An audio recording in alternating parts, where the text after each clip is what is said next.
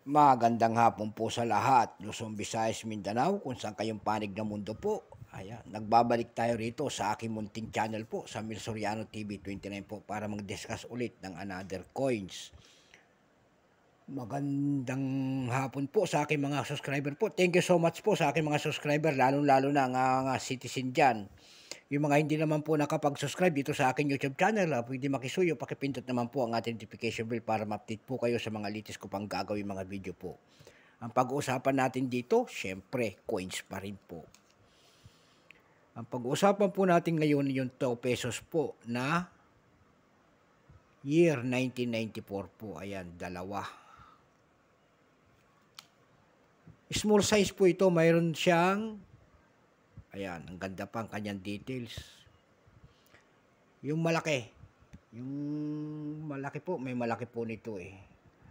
Sandali pang kukunin natin yung malaki. Ayan po ang kanyang malaki.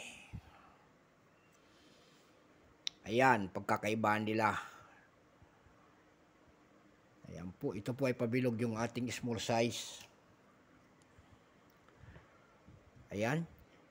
Kikita nyo po ang imahe ng isang lalaki nakaharap po sa kaliwang bahagi po. Siya po, malapit sa kanyang baba. Ayan po, mababasa niya pa natin dyan, oh. Andres Bonifacio po. Ayan. At saka yung kanyang year, 1994 po. Nakapalibot po daan sa kanya, Republika ng Pilipinas. Pag ano ho natin, ayan po, isang nyog. Ayan po, makikita nyo po ang kanyang details. Ayan, Kukos Nosipera. Malinaw pa, tsaka 2 pesos po. Maganda pa po yung ating coins. Ayan. Bago natin simulan po, kilalanin muna natin kung sino siya. Ayan.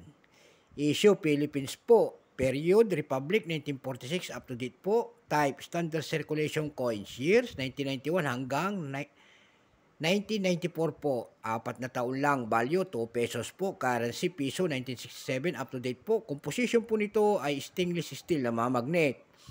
May bigat po itong 5 grams, may haba po itong 23.5 mm, may kapal po itong 1.8 mm.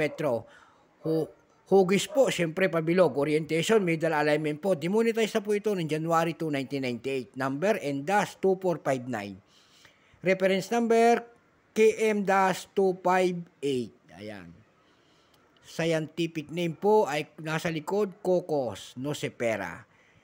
Ito pong years 1994 po, ito po ay 44%. Wala pang mintage po kung ilang pirasong ginawa ng bariyang ito. Wala pang binibigay ang detalye ang ating Bangko Sentral, numista.com po. Ayan. Kaya dumako tayo dun sa kanyang selling price. Dun sa ating numista.com po, may nagbebenta na nito, excuse me po. Doon sa eBay.com po, may nagbebenta na nito ng 326 pesos pala.